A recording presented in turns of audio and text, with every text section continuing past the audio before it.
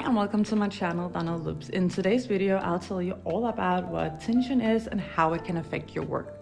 To follow along this video, all you need is a hook and some yarn. Tension is simply how tight or loose your stitches become based on how you control the yarn, and you control the yarn with your left hand, at least if you're right-handed. Start by making a chain and chain as many as you want to, so we can use that as an example on how you can train your tension work.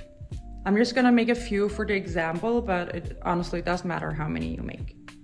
Since the tension of the yarn is controlled by our left hand, I thought we should start by looking at how to hold the yarn. So you've probably seen people hold it differently online. I've at least seen a lot of videos of people holding yarn differently, and that's because there is no correct way of doing it, only what works the best for you.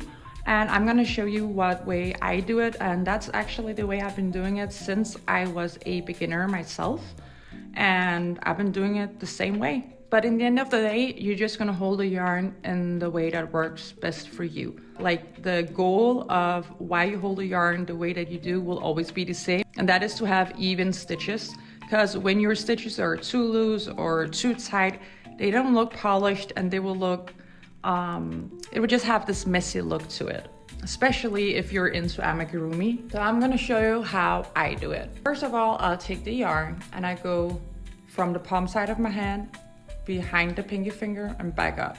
That is me wrapping it once around my pinky finger.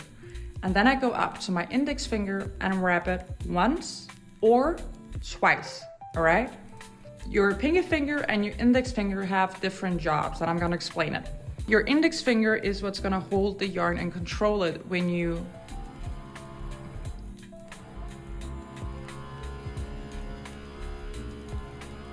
index finger. So your pinky finger controls how much yarn is let go of. Let me demonstrate. So when it's closed, I can't really pull the yarn through. When I have it open, it goes straight through. So that is what controls how much yarn is let go of. But we need a bit more tension on the strand of yarn than that, right? That's why you wrap it around your index finger. You might have a problem with having, for example, two loose stitches. Then you want to wrap it twice around your index finger, because that way you have more tension. And if you have a problem with making two loose stitches, you might only want it to be wrapped once around your index finger. Both ways can work, but personally for me, I chain always with it wrapped twice around my index finger because I like a little bit more tension when I am chaining. But then when I start working in a row or in a round, I will actually switch between the two. And I'm gonna tell you why. If you're anything like me, you have a tendency to switch between doing your stitches too tight or too loose. So I personally have found a balance in just like every time I feel the yarn's tension is getting a little bit too much, I just let go of it once and keep on crocheting. And then if it gets too loose, I go back and pick it up. So that's how I do it. It's almost like your hand becomes this mechanic machine, and it just knows what to do without thinking, just like riding a bike. So don't overthink it, all right? Let's do it again. Once around the pinky finger, and we're gonna do it twice around our index. Close your pinky finger and use your thumb and the other index finger to hold on to whatever project that you're working on. What we want here is that the tension is not too tight. There's not that much pressure on it. And you don't want it to be too loose like that, because then your stitches would be, you know, too big and too floppy, and it just won't look good. You see? But let's see how it looks if you're making your stitches too tight, because that, especially when working in a chain, can be a problem. I remember being a beginner and making my chain so tight that my hook couldn't even get through. So, and then some of them would be loose because I would keep on like, oh, don't do it too tight, don't do it too tight. And then what would end up happening is the exact same here. Uneven stitches. And even though it's the chain, it's still visible once you start working your rounds, because this is not only the only place you would be doing it, you would end up doing it throughout the round. So that's why I said that I like to switch around and adjust whether or not I have it once or twice wrapped around my index finger. It's not supposed to be a struggle to make your hook go through a stitch. If it's so tight that you can barely get your hook in without force, then your stitches are too tight.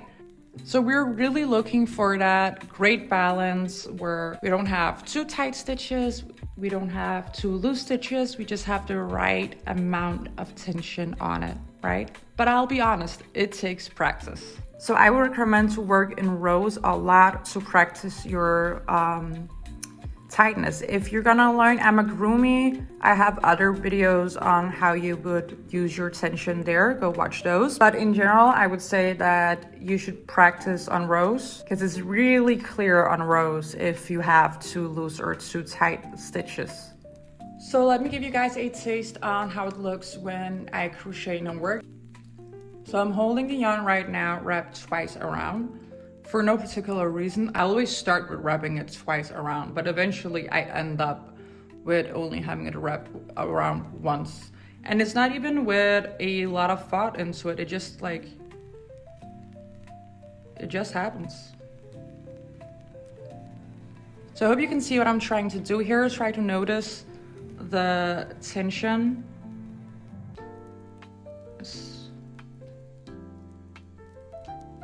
If you feel like your hands are cramping when you're crocheting, then you're either holding the yarn too tight, because I remember being a beginner and really feeling like there had to be a lot of tension before I felt secure that I had control of the yarn. But also the way you hold your hook can have an impact on how much pain you have in your wrist, and you shouldn't have any pain in your hands or cramps or anything like that for you should at least have crocheted for many hours before your hands start hurting. So, I mean, for smaller, medium projects, if you get pain in your hand, you're holding it, you're way too tight around your hands. It's not supposed to hurt that much, but I would look into videos on how to hold your hook, because again, people do it differently. I've seen people hold it like a pencil, and I heard that's the best way to hold your hook, but I personally,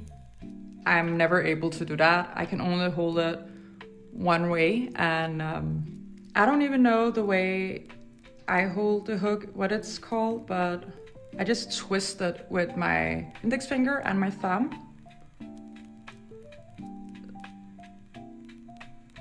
I have my hand on the hook, but it's really only these two fingers that does the work, and then my other index fingers sometimes hold the loop on here if I need control or I don't want it to shrink or get bigger or something like that. I mean, I could say this is the correct way and this is how I always do it, but the truth is, the more experience you get, the better you are figuring out which ways to hold it, little tweaks and don'ts you can do. What you're looking for is not too tight, not too loose, because it can affect your work. I mean, you can have two projects where there's a completely size difference just by the way that the yarn is wrapped around the hook or your hand. What are the key points we should take away from this video? So the first one should be that if you have pain in either of your hands, whether it's the hand that holds the yarn or the hand that holds the hook, and you have not been crocheting for hours and hours, then you're just too tense, right? That's what I'm trying to say. And if your stitches are looking floppy and sometimes the yarn falls off the hook, then it's too loose, and we don't want that either. We want nice and polished. If you're doing amigurumi, I would recommend you go watch my video called How to Make an Amigurumi Ball in Any Size. I'll link it in the description. So thank you so much for watching. If you have anything else you'd like to know more about or just some video suggestions, please comment that below. I do read through all of my comments. And also, if you have any questions to what I was trying to say and show you guys today, comment that as well. And if you like my video and you want more crochet content from me, please subscribe to my channel.